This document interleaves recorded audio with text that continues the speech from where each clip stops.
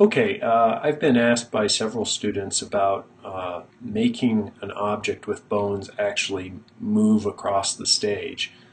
As you've probably discovered with bones, you can hook up an armature and get the object moving around a center point, which is the point where you drew your first bone. But then getting the object to actually move around on the stage is more difficult. So I've fiddled around with this, and by no means is this definitive, but this is just what I found from my own experimentation. So bear with me. I'm sure there's going to be some hiccups here, but let's walk through it.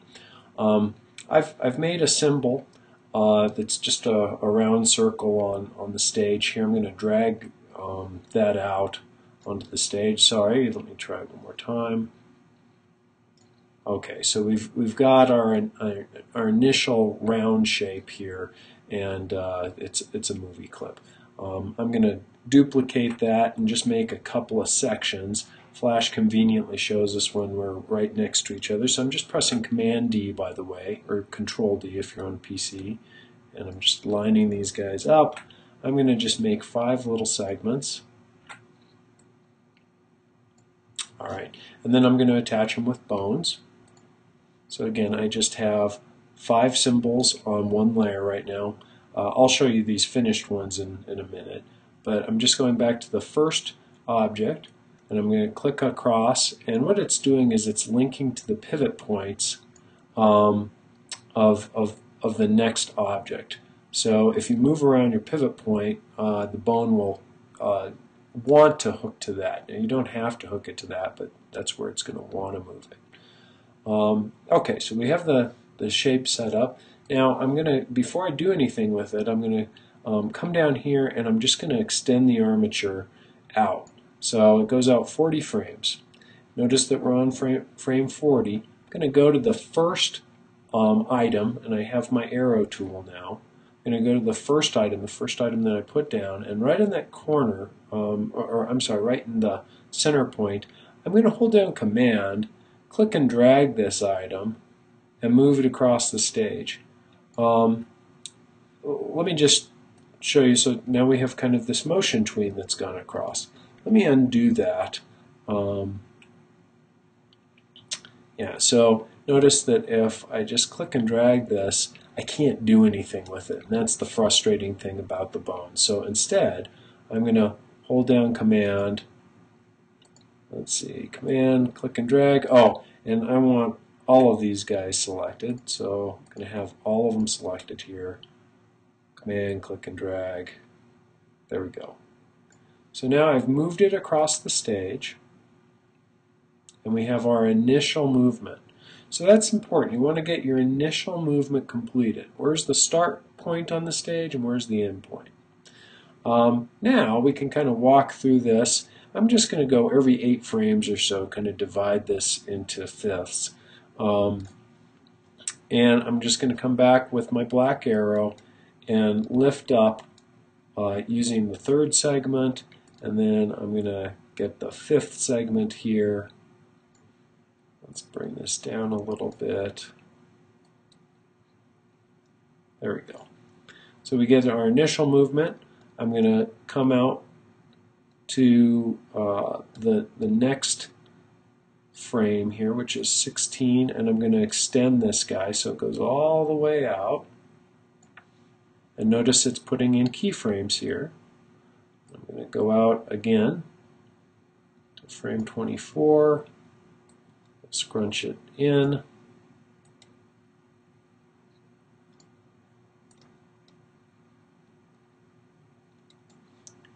And then extend out to frame 32.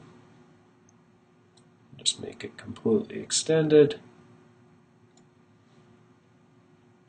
And then at 40, I'll compress it again.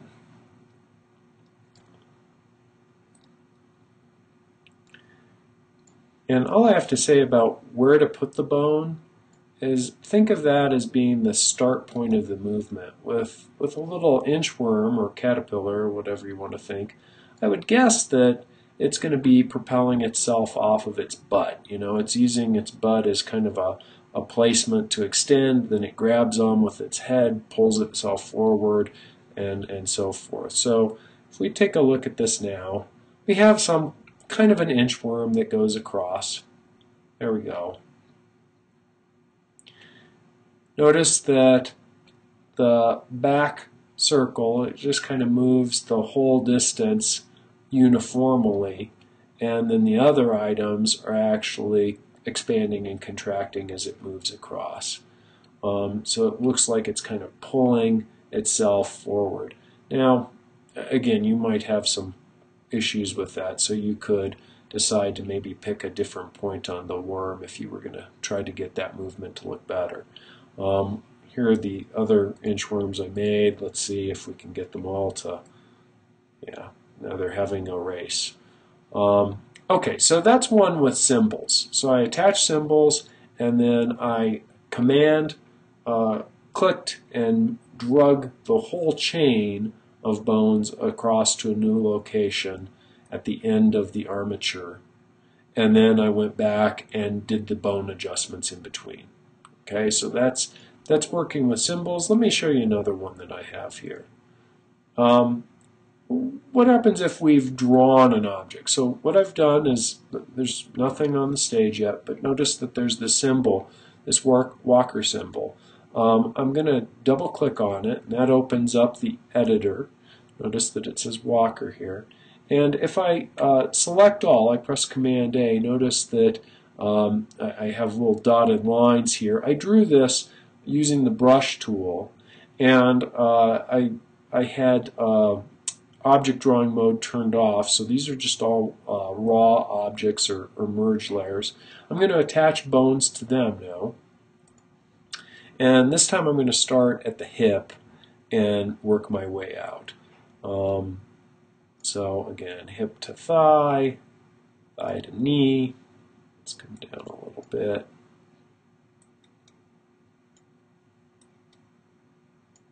And I'm going to go back starting with the hip again, go over to the other thigh and work my way down.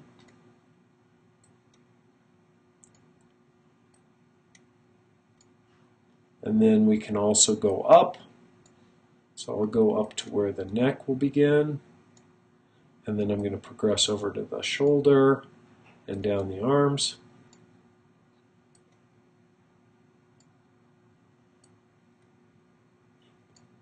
Do the same thing on the other side.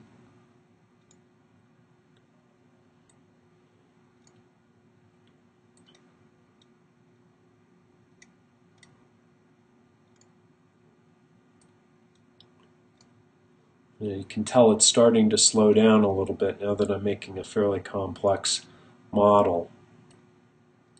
Alright, so now I have bones that regulate each part of the body. So, where do we go from here? Well, I could take the same strategy that I did before. I could extend the armature out, and I could try to get this guy to move across the stage. And I think when you do the drawing objects like this, let me just try something. If you hold down Command, it doesn't work. So with drawing objects, where you've linked together one object, so you're deforming one object, I found that if you hold down Command and Option, then it goes ahead and makes that adjustment. But we don't want to do that. What I found is with complex movement, that really is kind of a problem. So instead what I'm going to do is I'm going to make the walk cycle all in here. I'm not going to have the character move at all. I'm just going to have his movements. I'm sorry, that doesn't make any sense at all. I'm going to have the character not move across the stage at all. I'm just going to record his movements as if he were moonwalking. And then, since this is a symbol, we'll do a motion tween of the symbol across the stage. So we do the movement inside the clip.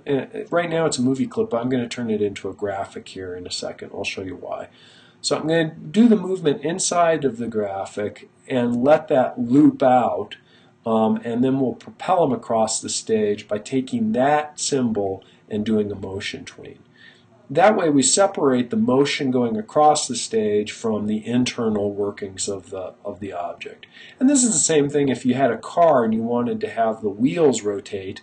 You'd put the wheels inside the movie clip, make the wheels rotate inside the movie clip, and then take the movie clip of the car itself and do a motion tween on it and make it go across the stage. That's not using bones at all, but it's the same kind of premise. So internal movements we're going to confine to the movie clip or the graphic symbol, and then large movements across the stage we're going to have the symbol actually do with a motion tween. All right.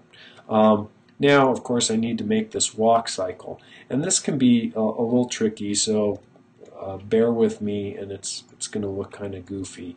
I should have probably drawn the character with his legs fully extended, so we could start the cycle in the middle of right in the middle of the stride. That's a lot of times easier, having a heel strike over here and a toe over here. So why don't I go ahead and do that? I'm going to position this character in that extension. So I want to have this guy completely extended out. This is where you might have you might want to put some constraints on those bones so that his knees aren't going the other way. But anyway, now he's got this full extension. Now what I'm going to do is I'm going to step across, and let's just say 3 frames. So 1, 2, 3. I'll just end right here on the 4th, and at the 4th frame I'm going to do his passing stride. So that's where he goes. Well, you'll see here. I pull this one in. This is where this foot comes back, this leg comes back, and this leg comes forward, and one foot is passing the other. Okay? And then we'll go forward again. I'm going to go out here.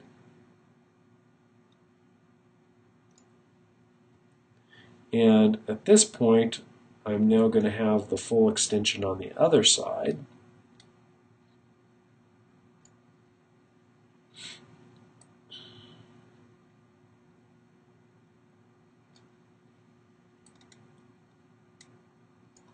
And we might even tilt the foot up a bit. And then again, I'm going to bring it forward so that we do the second pass.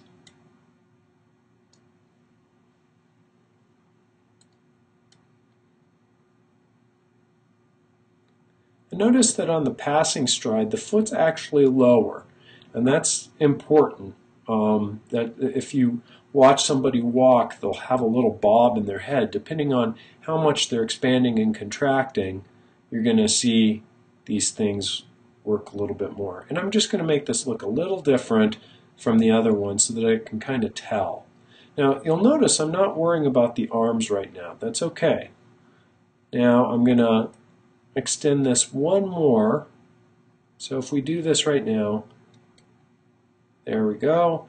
I'm going to do this so that it's almost hitting a heel strike again. So I'm going to go out 1, 2, instead of 3 this time, I'm going to do 2, and I'm going to have these legs almost back to where they were. Not a complete extension, but almost there. And that should close the loop for us. Let's see. Dun, dun. Yeah, so the next step here will be this one. All right, so now what I need to do is close this up. I made all this extra room here. To close up something without moving these keyframes, I'm going to hold down Shift as I click and drag this to the left. And drag it right back to that last one. Okay, so I have just those items in there. Notice the kind of weird overlay that happens when you've got overlap of these drawing elements. That might be one advantage of using symbols rather than just one drawing. All right, and then I'm going to go back to the scene here. And I'm going to take my walker and I'm going to drag him from the library here out onto the stage. Let me shrink him down a little bit, I'm just using the free transform tool.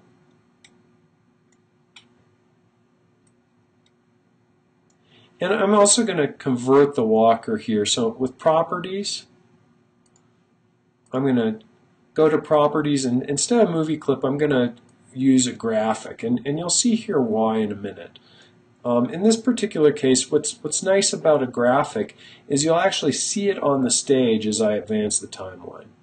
So now I'm going to right-click on this first frame and just choose Create Motion Tween. And I'm going to expand this out a bit. I don't really know how far it'll work. Let's expand this out and drag this across. And you'll notice since it's a graphic, now we actually see the walking. If it's a movie clip, you'd only see the first frame of the movie clip. All right, so far so good. Now you might say, well, why didn't you do his hands? You can do that. That's going to be considered secondary animation. The first thing you want to do is get the primary animation going. In this case, that's the feet walking across. So we start with that, and then we can always go back and animate the arms swinging back and forth. So your arms will just always swing opposite of your legs. So in this particular pose, this arm would be forward, this arm would be back, and then in the other extension where it's like that, the arms would be the opposite. In fact, they could just be like this. Now, here's the other advantage of doing this. If I zoom in, remember before how I said how the feet drop down when they're in passing position compared to when they're in full stride? Well, now we can add a little bounce in the step of the walker too. And actually, before I do this, I'm going to add a layer and just move it below this. And in this layer, I'm going to just put down a little sidewalk so that we can kind of see what's happening here. So let me draw out a little sidewalk.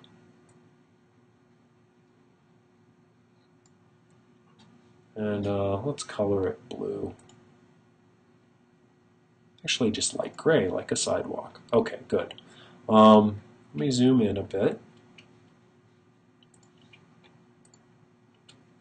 And of course, you could fill the character and make a more dynamic character. But you'll notice here, his heels are pretty much right where they should be. Now I could take some time and flatten this out so that this foot would actually be flat. But for right now, let's just live with it. So what I'm going to do is at the passing pose, right here, I'm going to click on the character and I'm going to lift up the frame a little bit so that his head bobs up. And then we'll extend and drop the character back down again. And we're going to do this with each passing pose. So we get kind of this nice up-down movement. Here's our stride down. Let's just extend this a bit.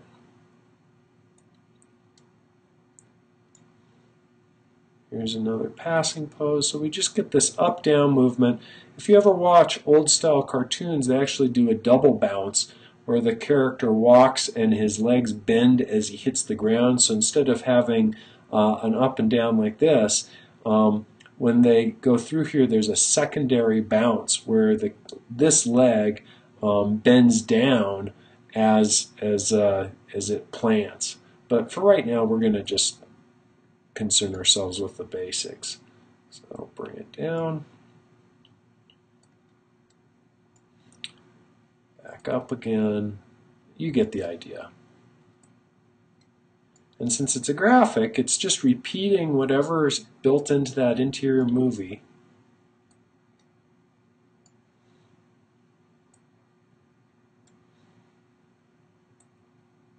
You can see where that loop has helped us, cutting it off shy before that extra frame. See, if we had done a full loop where its last frame had been the full extension, then we'd have actually this pause in the walk. It would have kind of this strange gait to it.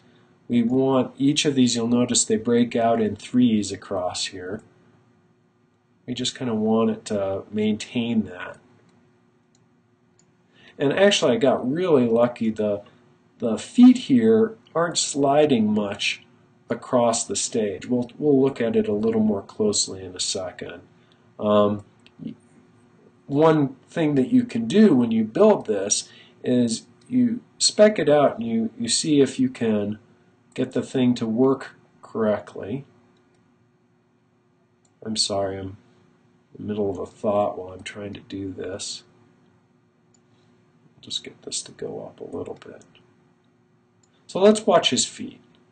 As you look at his feet, if you notice this foot, while it's going by, it's not skating that much across the stage. You know that your walk cycle is looking okay if your feet plant and they don't slide very much. If you notice sliding, where the character is moving one way or the other across the stage and they don't seem to be in step with the stage, just extend your motion tween, stretch it further out across the stage or bring it back in, and you'll get it at some point. The timing across the stage will look correct with the character's cadence.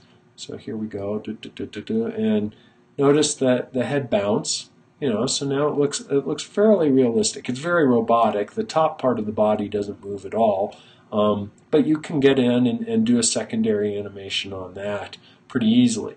So this is kind of how you can work with bones and also get it to animate and go across the stage. I hope that this is helpful. These two different techniques are helpful for you to kind of figure this out. I did this previously, and you can see that I didn't get the gait very good with this one. And I think that's because, yeah, that gait just doesn't look good at all. I think part of that reason is when I started this animation, I didn't have it in full stride. So start it in full stride, and then you really have to just deal with a passing pose, and then the other opposite stride, and then another passing pose, and then right before the length of the full stride again, stop it, and then you'll be set. So go back to this one, and that's much closer. Hopefully this gives you something to work with. Let me know if you have questions. Thanks a lot.